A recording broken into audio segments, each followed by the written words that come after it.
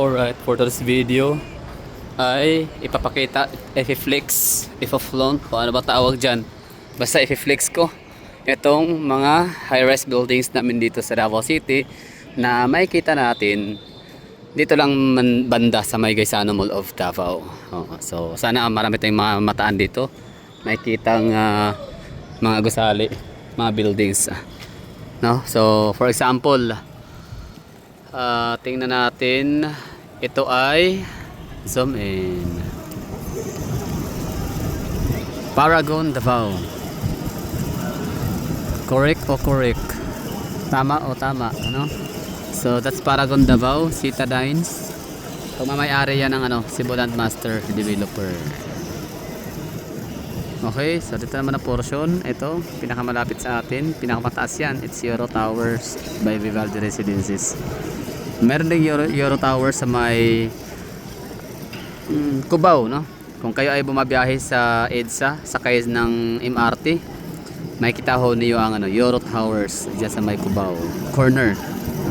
Cubao, I mean Aurora Boulevard corner EDSA. Di ba? Tapos yung gusali pala na yan, trivia na natin na siyang pinakamataas na gusali sa buong isla ng Mindanao. At the same time, siyang pinaka matibay, no? The strongest, the hardest, ano ba tawag siya? Pinakamatibay na gusali sa buong isla ng Mindanao. Siya ang pinaka benchmark when it comes to shock proof, no? So kaya niyang i-withstand ang magnitude 9 point something pataas. Yan. Tapos ito naman yung 202 Peak Lane na ang galing at na siya, no? Materialize na talaga siya. Malapit na siyang, I mean mayroon na yata occupants, if I'm not mistaken, although maaaring mali din naman. So pwede kayong sa akin dyan, mga taga Davao, na may idea dyan sa 202 Peak Lane, Anchorland, tama. Tapos ito naman ang Vivaldi Residences, tama ba? Vivaldi by Ayala. Tapos yan sa likod naman niya ang Royal Mandaya Hotel. Ang galing, isa yan sa pinaka-icon ng Davao City, no? One of the icons. So we have Royal Marco Polo Hotel. Ito naman yung Marco Polo Hotel sa kanyang gilid, no? Kita nyo yan, yung sumilip ng konti. Lapit na pa rin ng konti. Yan, no? Yan, that's Marco Polo, diba? So nasa likuran siya ng bahagi ni natabunan ng konti. So dalawa yan sila, no? The first ever 5-star hotel sa Davao / Mindanao, Marco Polo Hotel. Pangalawa ang Royal Mandaya Hotel, 3-star hotel. Basta isa yan sa pinakasikat na hotel sa Davao back in the days. Ngayon sikat pa rin naman siya, kaso nga lang siguro po natin sa mas moderno siguro ang mga ibang hotel, kaya wala nang masyadong pumupunta dyan. I don't know, di ako sure. Sino mga natatrabaho dyan? Mga attendant, no? Mga workers ng Royal Mandaya Hotel. Paki-comment nga dyan kung meron pa bang malakas pa rin ba ang bintahan. Although ay bibitahan, malakas pa ba yung yung sales or yung kita, no?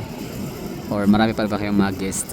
Pagkakala ko kasi yan ay sikat na hotel, tuluyan na ng mga delegates natin coming from different provinces, mga barangay, mga lakbay-aral, mga ganyan, no? Mga munisipyo na mayroong gagawing mga congregations, conventions at kung ano mga shows dito sa Davao City. So since Davao City is the regional capital of the Davao region and also in Mindanao, kaya maraming mga delegates na nagpupunta dito for na ganong mga purposes. So marami tayong makikita dyan. At harap niyan mayroong hot legs, no? So gustong gusto yan ng mga barangay kagawad.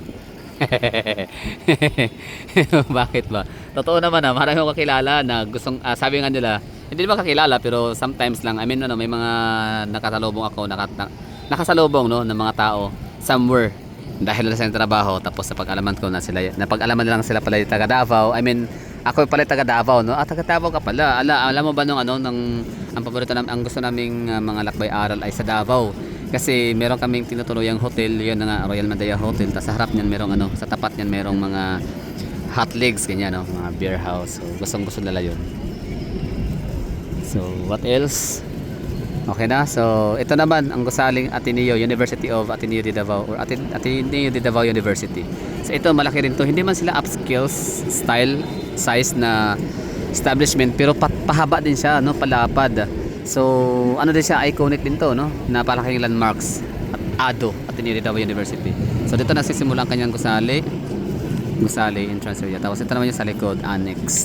Pinaka-annex yan. Pinaka-huli. Diba? Haba, no? Ito naman ang Rogen Inn. Alright, Rogen Inn. Yan na. Yan lang yung makikita natin mga gusali dito. So far.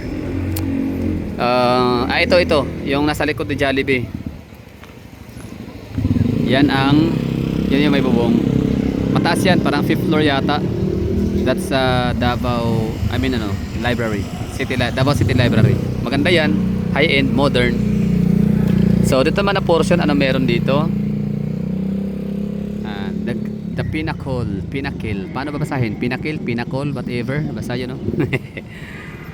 Tapos Metrobank. Ang Metrobank ay matatagpuan yan siya sa Ramon Magsaysay Avenue, corner G de la Cruz.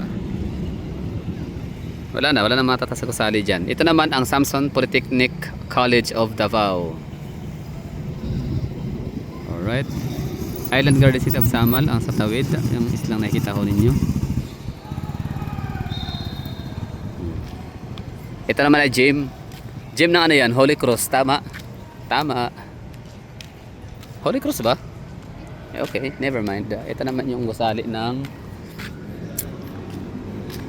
ano ba talaga to? San Pedro College, San Pedro Hospital. Okay. So since Sunday walang masyadong nakaparada dito, wala nakapark. Bakit? Kasi ang mga taga Davao, Samal, Isla, yung mga puntera nila kapag ka Sunday, first day, family day.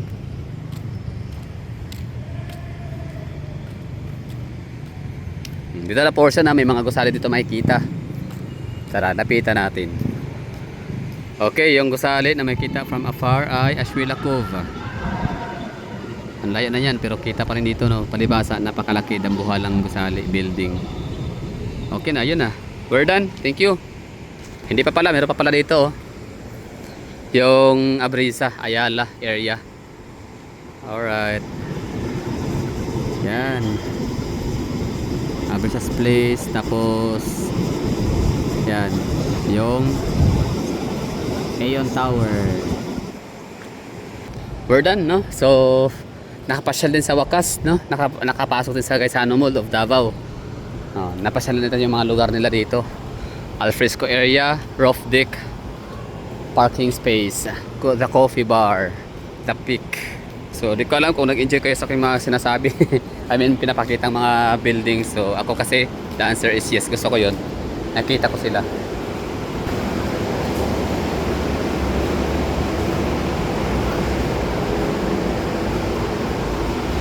Oh, anong kwentong Gaisano Mall ninyo? Hindi pala. Let's go to car park. 6th level. Ganda, no? Ganda ng skyline ng Davao. Simple lang pero mayaman. Simple lang pero rock.